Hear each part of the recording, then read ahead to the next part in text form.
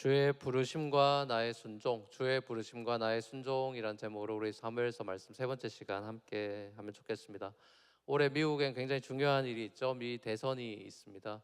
한 나라의 왕이나 대통령을 뽑는다는 건 너무나 중요한 일이죠. 나라 전체를 좌지우지하는 그런 최고의 리더를 선거하는 것인데, 그 최고의 리더의 자리란 책임이 뭘까 이런 생각을 해보게 됩니다. 굉장히 많은 업무들을 처리해야 되는 굉장히 힘든 잡이겠다 이런 생각을 먼저 해보게 됩니다.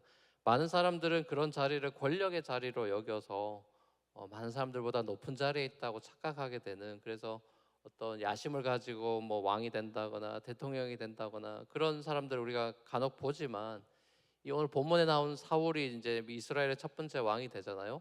이 사울은 그런 마음이 전혀 있는 사람이 전혀 아니었습니다. 너무 왕을 하기 싫어하죠. 권력에 눈이 멀어서 자기가 그 자리에 올라가겠다는 야심과는 전혀 아닙니다. 왕이 왕으로 지명되는 순간이 그렇죠. 그냥 아버지가 잃어버린 몇몇의 그 암나귀를 찾으러 그냥 동네를 돌아다니다가 헛수고를 하게 됩니다. 못 찾죠. 자, 그러다 보니 이제 같이 갔던 사울의 종이 하나님의 사람이 있다, 사무엘이라는 사람이 있는데, 자, 그 사람한테 찾아가서 좀 어떻게 좀 해달라고 좀 부탁해보자. 그래서 그 사무엘을 찾아갔다가 그 만남이 우연히 인연이 돼가지고 암나귀 찾으러 갔는데, 그래서 사무엘을 만났는데 갑자기 기름물을 부어서 왕을 삼아버리는 겁니다. 굉장히 황당한 일이 벌어진 거죠. 자, 오늘 본문 바로 앞장인 8장을 보면 이스라엘 백성들이 사무엘한테서 하나님의 경고의 말씀을 듣습니다. 근데 그러니까 그럼에도 불구하고 이 이스라엘 백성들이 우리도 딴 나라들, 우리 주위의 딴 나라들처럼 우리도 왕이 있으면 좋겠다, 우리가 잘 못 나가는 게 이게 왕이 없어 그런 거다, 사사들만 있고 이 왕이 없어 우리나라가 지금 잘 못 나가는 거다 이러면서 왕을 구하는 모습이 나오죠. 이 사울이라는 이름의 뜻은 공교롭게도 구하여 얻은 사람 이런 뜻이거든요. 그러니까 사울 왕은 하나님이 지명해서 하나님이 처음부터 원하셨던 왕은 아닙니다. 이 이스라엘 백성들이 왕정을 원했죠. 이스라엘은 그동안 신정 정치로도 잘 살아왔어요. 모세 때도 그렇고 뭐 요사 때도 그렇고 이방 나라처럼 왕이 필요 없이 하나님이 왕이시기 때문에 인간 왕이 필요 없는데, 이제 이방 나라에 휘둘리면서 왕을 애스카했고, 자, 그래서 하나님이 그냥 그 기뻐하시는 뜻은 아니었지만 하나님이 허용을 해줍니다. 우리가 자식들을 키울 때 자녀들이 뭘 요구할 때 이게 부모 마음에 안 드는 게 많이 있을 수 있죠. 그럼에도 불구하고 얘가 배워야 되기 때문에 허용을 해줄 때가 있습니다. 사울이 그 왕을 이스라엘의 왕정이 딱 그런 셈입니다. 자, 그래서 하도 졸라서 이제 결국 하나님이 허용을 해줬는데, 결국 허용해준 이 사울의 이야기는 사실 그렇게 썩 좋은 방향으로 흘러가진 않죠. 인간이 고집을 피우고 그걸 원했지만 결국 화를 자초하는 셈이 됐다라는 장면을 우리가 보게 됩니다. 하나님이 이스라엘의 요구에 따라 사울을 왕으로 세우라고 사무엘에게 말씀을 하시는데요, 이 아버지 기스의 암나귀를 찾기 위해 시작된 이 여행이 사울이 선지자 사무엘에 의해서 왕으로 기름 부음을 받는 소명으로 가는 발걸음이 되어버렸습니다. 우리가 계속 룻기에서도 봤지만 우연한 만남을 통해서 하나님께서 섭리하는 장면들을 많이 봅니다. 우리의 소명이라는 것도 뜻하지 않은 누군가의 만남을 통해서 뭐 자업을 얻게 된다거나, 저 같은 경우도 우리 교회 온 것이 어떤 선배 목사님이 우리 교회 뉴저지 초대교회 가보라 그래가지고 왔다가 우연한 만남 속에서 이렇게 하나님이 소명을 주시는 그런 모습을 우리가 보는 것이죠.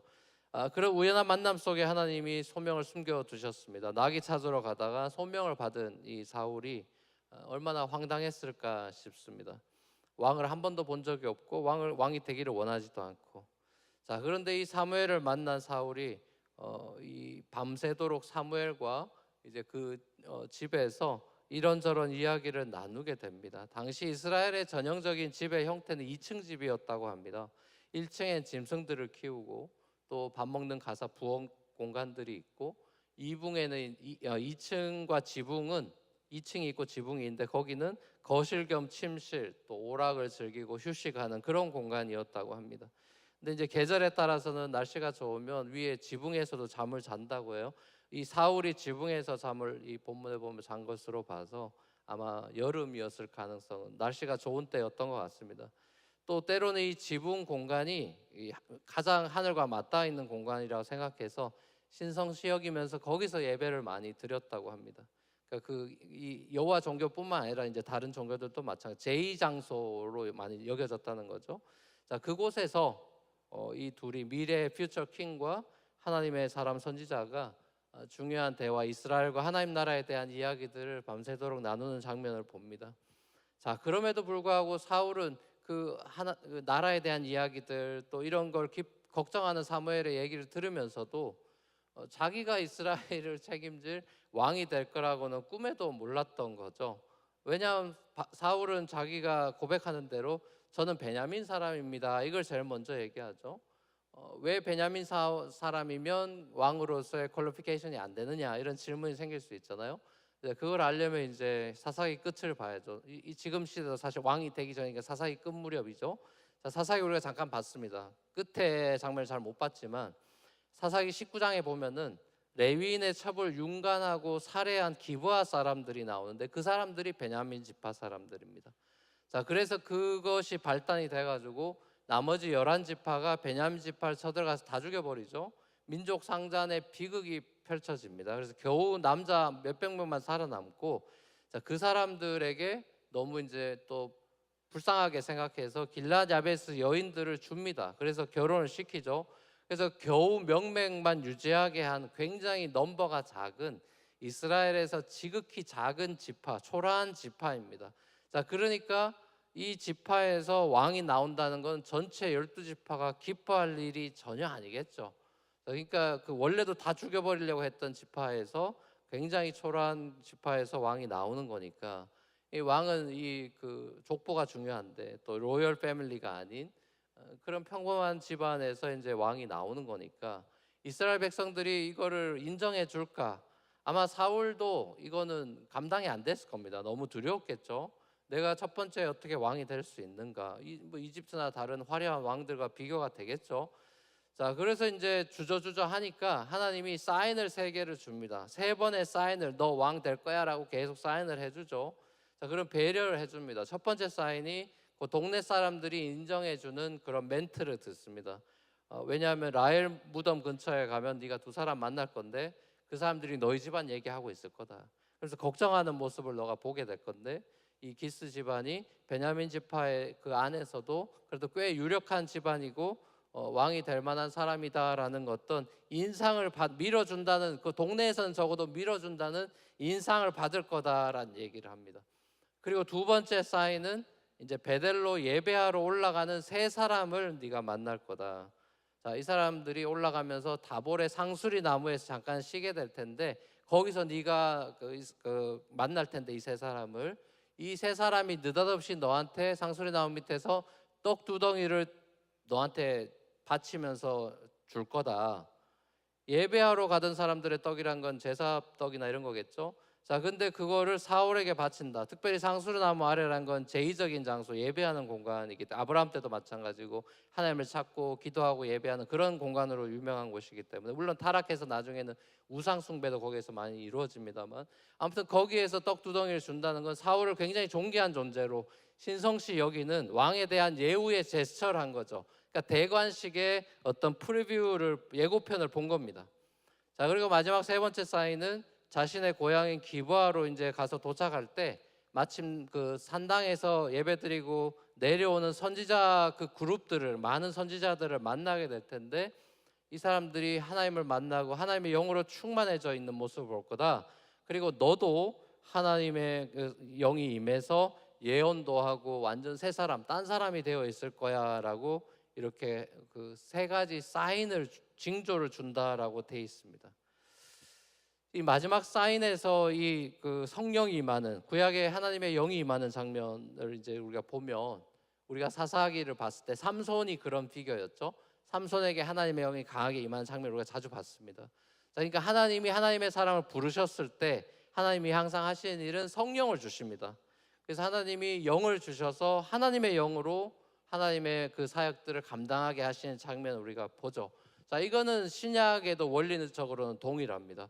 하나님의 일들을 우리가 감당해 나갈 때, 특별히 교회 안에서의 사역들이나 이런 것들을 할 때 우리가 번아웃 되기도 하고 막 그러는 거는 내가 뭔가 하려고 자꾸 노력을 하다 보면 그리고 사람들에게 뭔가 인정을 받기 위해서라든지 이런 식으로 하다 보면 이제 번아웃이 됩니다. 성령의 능력으로 하지 않으면 이게 교회 사역이나 섬김이나 이런 것도 어렵죠. 자, 이 부분에 대해 사도 베드로가 신약에서도 이렇게 우리에게 권면을 합니다. 베드로전 4장 11절에 보면 이런 말씀이 있죠. 같이 한번 읽어보겠습니다. 시작. 말을 하는 사람은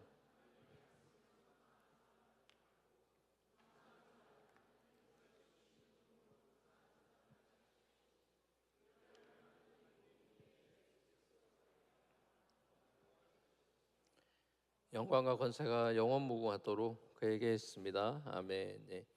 말을 할 때는 하나님의 말씀을 전파하는 사람답게 하고, 봉사하는 사람, 섬기는 사람들은 하나님이 주신 힘으로 섬기는 사람으로 그렇게 하셔야 됩니다. 이런 권면을 하죠. 베드로는 젊은 날에 자기 힘으로 내가 예수님 다 버려도 나 따를 수 있다, 호언장담하고 큰 소리 쳤던 피겨죠. 자, 그래도 물론 그런 실패했죠. 십자가 근처도 못 가고 도망쳤던 비겁한 모습이었는데, 이제 하나님을 섬기는 사람이 돼서 성령으로 충만한 사람이 되었을 때 사도행전에 보면 그는 자신의 힘이 아니라 하나님의 능력으로 사역을 하다 보니까 하루에 설교하면 3,000명이 회개하고 돌아오는 그런 일들이 벌어지죠. 그럼 베드로의 능력이 전혀 아니죠. 하나님이 주시는 능력이기 때문에 오직 하나님께만 영광을 돌리게 되는 그런 모습을 보게 됩니다. 자, 하나님께서 사울을 택하시고 부르신 것은 사울이 괜찮은 사람이고 특별해서가 아니라 평범한, 아주 지극히 초라한 지파에 있는 평범한 사울을 통해서 특별하신 하나님의 능력을 보여주기 위함이었죠. 사울은 그야말로 ordinary person이지만 하나님의 그 extraordinary한 파워를 주고 성령을 주셔서 하나님의 일들을 감당하게 하시는 장면을 보는 거죠. 자, 근데 사울은 이 사실을, 하나님의 이 뜻을 몰랐던 것 같습니다.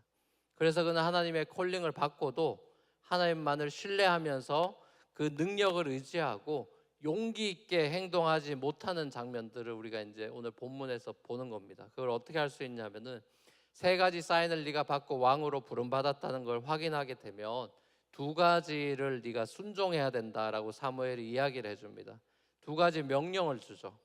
첫 번째 명령은 7절, 그리고 두 번째 8절에 나오는데, 하나님이 인도하시는 대로 당신이 따라해야 됩니다. 이게 첫 번째고, 두 번째는 8절에 나오는 내가 올 때까지 7일 동안, 1회 동안 기다려야 됩니다. 이게 두 가지 명령이었어요. 자, 근데 사울은 이 두 가지 명령을 다 못 지킵니다. 불순종하죠. 왕으로 소명을 받고 나면 이제 확증이 돼야 되는데 이게 이제 안 됩니다. 왜냐하면 고대에는 왕이 될 때 이 세 단계가 있습니다. 왕으로 지명을 받게 되고, 그러면 왕으로 지명받았다라는 것을 백성들 앞에 증명을 해야 되고, 그 증명이 다 되고 나면 확증으로 인스톨레이션, 대관식을 하는 겁니다. 이 세 가지 과정이 있어요, 거쳐가는. 자, 왜냐하면 이제 이스라엘만 아니라 고대 근동 지방이 다 그랬다면, 왕이 되는 데는 이 세 가지 공식이 필요한 거예요. 신이 왕으로 지명을 한 사람은 왕감이라는 거를, 통치 능력을 백성들 앞에 구체적인 사건으로 증명을 해야 되는데, 이게 사울의 같은 경우 이제 고대 근동에서 그 증명 방법이 뭐냐면은 전쟁에 나가서 이기면 되는 겁니다. 고대 왕이 제일 중요한 건 전쟁이기 때문에 나가서 전쟁에서 이기는, 공을 세우는 것이 왕이 맞다, 왕감이라는 걸 증명하는 거거든요. 자, 그러고 나서 증명이 되면, 공을 세우고 나면 이제 백성들이 추대해서 왕으로 확정이 되면서 대관식을 하는 겁니다. 자, 그러니까 사울이 사무엘에게 기름 부음을 부은 것이 지명에 해당하는 장면이죠. 자, 그다음에 이제 네 통치 능력을 보여라. 이게 이제 증명하고 확증하는 단계가 남아 있는데, 자, 그게 이제 7절과 이제 7절 말씀에서 그 증명의 단계가 나오고 있습니다. 같이 한번 읽어 보시죠. 10장 7절. 시작. 이 징조가 내게 임하거든. 아멘. 예. 세 가지 징조, 사인이 다 이제 이루어지면 너는 그거를 보고 기회를 따라 행해라, 하나님이 너와 함께 하신다, 이렇게 격려를 해줬는데요. 여기 기회를 따라 행하라라는 거는 그냥 순리대로 해라, 뭐 아니면 기회를 잘 보고 포착해라, 이런 얘기가 아니라, 히브리 그 원문을 잘 들여다보면 네 손이 발견한 것을 하라, 이런 뜻이고, 이걸 좀 더 쉽게 풀면은 네가 옳다고 생각하는 것을 주저없이 해라, 이런 얘기가 됩니다. 자, 세 가지 사인이 이제 하나님에게서 오면 머뭇거리지 말고 네가 옳다고 생각하는 것을 주저없이 해라. 자, 그럼 이게 무슨 소린가 싶겠죠. 자, 이거에 대한 그 암시는 5절에 나와 있습니다. 5절 같이 한번 읽겠습니다. 5절 시작. 그런 다음에 그대는 하나님의 산으로 가십시오. 그곳에는 블레셋 수비대가 있습니다. 여기 그런 다음에란 건 세 가지 징조가 임한 다음이에요. 하나님의 사인을 다 받은 다음에는 어떻게 해야 되냐? 하나님의 산으로 가래요. 그곳에 블레셋 수비대가 있대요. 그게 무슨 소리겠습니까? 걔네들을 물리치라는 소리입니다. 공을 세워서 증명을 해야 되잖아요. 전쟁을 펼치라는 거죠. 하나님의 산에 있으면 안 되는 이 블레셋 수비대가 있으니까 얘네들한테 공격해서 돌격 앞으로 해서 네가 싸워서 이겨라, 그 소리예요. 자, 다윗이 이제 앞으로 우리가 왕이 되는 장면을 봅니다. 다윗이 기름 부음을 어릴 때 봤죠. 양치고 있는데 일상에서 갑자기 또 느닷없이 닥치고 와가지고 기름 부어버리죠. 자, 그러고 나서 다윗이 왕으로 증명하는 그 장면이 바로 그 유명한 골리앗과의 전투인 겁니다. 그래서 골리앗을 쓰러뜨림으로써 백성들이 왕으로 이제 쳐다보기 시작하는 거죠. 그래서 이제 거기에 위협을 사울이 느끼게 되는 거 아닙니까? 자, 그러니까 보십시오. 그 출정을 골리앗을 물매로 물리치러 나갈 때 사울 왕이 다윗한테, 어린 다윗한테 뭐라고 그러냐면은 하나님이 너와 함께 하기를 원한다라고 얘기를 해줍니다. 자, 그러니까 오늘 본문의 장면도 그렇고 다윗의 증명 장면에도 보면 하나님이 너와 함께 한다라는 얘기가 꼭 나와요. 그러니까 이거는 증명을 하는 게 자기 능력으로 증명하는 게 아닙니다. 사울도 마찬가지고 다윗도 마찬가지고 자기 능력으로 증명하는 게 아니라 하나님이 너와 함께 하니까 그걸 믿고 나가라, 그 소리를 하는 거거든요. 그러니까 하나님의 임재에 대한 확신이 있느냐 없느냐의 차이가 이제 사울과 다윗의 차이가 되는 겁니다. 거기서 행동이 확 갈라지는 거예요. 자, 그리고 8절에 나오는 1회 동안 7일 동안 네가 기다려라. 자, 이 확증의 단계로 주는데 여기서 우리가 이제 14장으로 넘어가면 못 기다리죠. 그리고 딱 그 마지막 날 자기가 그냥 번제 화목제 드려버리죠. 그래서 불순종하는 이 사울을 봅니다. 자, 사울에게 하나님은 세 가지 사인을 다 줬습니다. 그리고 이제 명령 순종하라고 두 가지 명령을 줬는데 못 지켜요. 너무 안타까운 장면이죠. 사울이 다윗처럼 여호와의 이름만 의지하면서 블레셋을 쳐들어가는 용기를 발휘하지 못합니다. 그리고 왕으로 인스톨이 되는 그 이너그레이션 데이 그날에도, 대관식 날에도 어떤 일이 벌어지죠? 진보다리 뒤에, 큰 트렁크 뒤에 숨어 있는 자신 없어하는 사울을 우리가 끝까지 봅니다. 자, 이 오늘의 본문의 이야기들을 통해서 그럼 우리가 뭐를 깨닫게 되는 겁니까? 하나님께서 우리에게 어떤 메시지를 주시는 걸까요? 여러분, 하나님은 사울을 부르시고 다윗을 부르시고 여호수아를 부르시고 모세를 부르시고 하듯이 저와 여러분 한 사람 한 사람 개인적으로 퍼스널 콜링을 하십니다. 그렇죠? 하나님이 여러분 각자를 부르세요. 하나님이 여러분을 불렀기 때문에 이 교회에 와서도 예배도 할 수 있는 겁니다.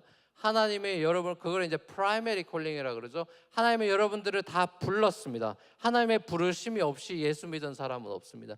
하나님이 다 여러분을 부릅니다. 베드로를 부르고 네가 사람 낚는 어부가 된다, 이런 식으로 누구를 다 하나님이 항상 부르시죠. 여러분들을 부르시고 나면 베드로나 모세나 여호수아나 모든 사람들처럼 미션을 줍니다. 사명을 줘요. 부르시고 나면 콜링을 하시면 그 다음에 미션을 줍니다. 그렇죠? 소명을 하시고 사명을 줍니다. 자, 그러고 나면 그러고 이제 사인을 주죠. 기도원도 마찬가지예요. 뭐 잘 주저하니까 하나님이 사인을 보여주시죠. 자, 그러고 나면 하나님이 우리와 함께 하신다는 걸 믿으면 어떤 일이 펼쳐져야 됩니까? 행동으로 용기 있게 나아가는 모습이 우리에게 요구가 되는 겁니다. 그게 이제 주의 부르심과 나의 순종이라는 오늘 설교 제목이 나온 겁니다. 하나님이 우리를 부르십니다.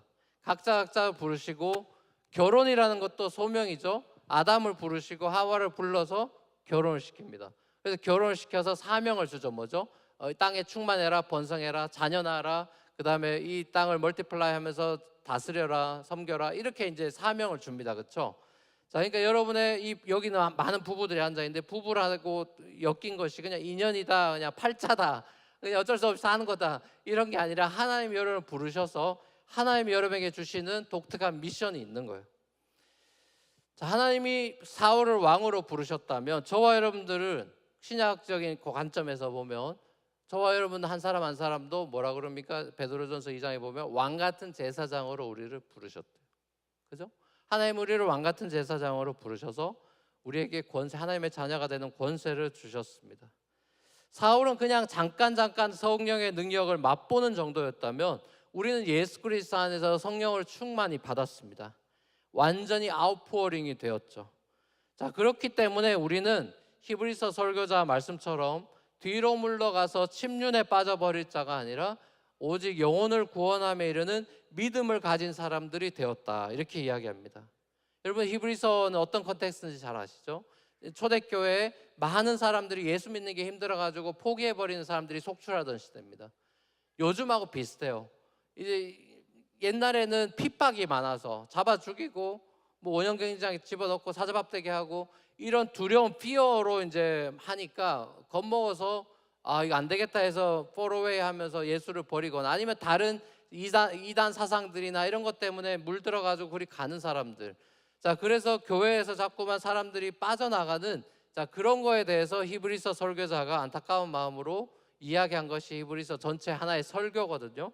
자, 거기에서 당신들이 뒤로 물러가서 스물스물하면서 믿음을 잃어버린 사람들이 아니라 영혼을 구원함에 이르는 믿음을 가진 사람들이다. 저는 이 본문을 보면 그래서 12장에 보면 믿음의 경주, 레이스를 얘기하면서 달려가는 그림을 그리는 겁니다. 마라톤 그림을 주는 거예요. 신앙생활이 단발로 끝나는 게 아니라 롱 저니이고 롱 레이스이고 마라톤으로 끝까지 피니시 웰 하는 겁니다. 뒤로 물러갈 수 없습니다. 우린 거꾸로 달릴 수 없습니다. 천국을 향해 앞으로 달리는 겁니다 라고 이렇게 권면하는 장면을 보는 거죠. 여러분, 우리가 인생을 살아가면서 우리도 이제 예수 믿는 삶 가운데 이제 나이가 들어가고 이러다 보면은 열정이 식어진다거나 청년 때의 신앙이 아니라거나 뭐 이런 식으로 우리가 변해가는, 내가 이렇게 살아도 되나, 내가 이렇게 변질되는 거 아닌가, 옛날에 내가 뜨거웠었는데 이런 생각들을 문득문득 할 때가 있을 겁니다. 예, 뭐 저도 마찬가지고 모든 사람들이 그런 순간이 있을 거예요. 자, 그런 슬럼프도 있을 거고 뭐 침체기도 있을 거고 그럴 겁니다. 자, 그런 건 괜찮아요. 하나님에게 여러분들이 은혜를 구할 타이밍이 된 거예요. 아, 내 실력은 여기까지구나. 내 힘으로는 롱런과 그 천국까지 달리기가 내 실력으로는 이거 안 되는 거구나를 깨닫는 순간이 온 거예요. 자, 그러면 그게 오히려 좋은 거예요. 그 순간에 하나님을 의지하는 순간이 온 겁니다. 그래서 다윗이 어릴 때 뜨거울 때 물맷돌 잡고 돌렸지만 그 나이가 들어서 중반 레이스에서는 자기 힘으로 하다가 왕 되고 나서는 밧세바를 보면 실수를 하죠. 엄청난 죄를 짓죠. 자, 그걸 보셔야 되는 겁니다. 젊을 때는 누구나 돌 던질 수 있습니다. 이제 다음 주 얘기, 우리가 다윗 얘기 볼 텐데, 젊을 때는 호기롭게 돌 던지는 거 할 수 있어요. 자, 근데 이제 나이가 들고 또 이제 정말 노년이 되고 그러면 이렇게 용기 있게 하나님 앞에서 주저없이 행동하는 거 쉽지 않습니다. 그렇죠? 자, 우리가 이런 걸 보는 겁니다. 우리가 예수 믿고 신앙생활을 해 나가면서 하나님이 우리의 부르심, 베드로서 1장 말씀처럼 부르심과 나를 선택하셨다는 것을 펌하게 굳게 붙잡으면서 롱런해야 되는 거죠. 여러분, 지난 우리 주일학교 그동안 BBS 많이 했죠. 지난주 같은 경우는 뉴저지 캠퍼스에서 BBS가 있었고 또 뉴욕 뉴저지 캠퍼스 우리 유스 애들, 중고등부 애들 연합 수련 애들 있었습니다. 너무 감사했던 거는 많은 선생님들 정말 엄청나게 준비해서 데코레이션이며 뭐며 정말 너무 우린 예배당이 따로 있질 않잖아요. 여기를 못 쓰니까. 그러다 보니까 그렇게 애쓰면서 그 흔적들이 다 보이더라고요. 자, 그러면서 이 섬겼던 분들 또 발룬티어도 많이 조인하셔서 맨하탄에서 뉴저지까지 건너가가지고 평일에 막 다 도와주시는 분들을 보면서 야, 정말 그래도 너무 감사하다. 이렇게 섬기는 분들이 많구나. 그리고 다음 세대 아이들을 보면서 굉장히 저는 감격했어요. 뭘 감격했냐면은 요즘같이 뭐 주일학교 아이들이 많이 없다, 저출산이다, 한국 같은 경우는 또 교회들이 욕을 많이 먹는다, 뭐 청년들이 교회 안 다닌다, 뭐 이런 여러 흉흉한 소식들이 많잖아요. 자, 그럼에도 불구하고 하나님은 하나님의 다음 세대 사람들을 키우시는구나를 제가 봤어요. 이 사람들은 걱정하죠. 이 현 시대를 분석만 하고 걱정만 하잖아요. 하나님의 관점은 다르시더라고요. 제가 그걸 느낀 거예요. 애들을 보면서 춤추며 기뻐하며 예배하는 아이들을 보면서 아, 시대가 변해도 하나님은 하나님의 사람들을 양육하고 계시구나. 자, 근데 하나님의 사람들을 길러내이래. 엘리가 그 엘리 밑에서 이 사무엘이 계속 자라나듯이 어두운 시대라도 사무엘 같은 사람이 자라나고 있고 어두운 시대라도 다윗 같은 사람이 자라나고 있듯이 하나님이 그런 사람들을 키우고 계시구나. 자, 그리고 그 다음 세대, 우리 다음 세대를 세우는 교회가 우리 교회 비전 아닙니까? 그래서 이 비전에 헌신해 있는 성도들을 보면서 아, 하나님의 나라가 이렇게 누룩처럼 겨자씨처럼 확장되어 가고 있구나. 너무 감사했어요. 하나님의 나라는 우리가 생각하는 거랑은 다릅니다. 누룩으로 시작하고 겨자씨로 시작하고 작게 시작해요. 뭔가 큰 대단한 이 이벤트로 하나님의 나라가 이루어지지 않아요. 이제 가을이 되면은 이 뉴욕에는 많은 새가족들이 또 직장이다, 또 새로운 학교 입학이다. 그래서 8월, 9월 되면 새가족들이 많이 이제 또 몰려오시죠.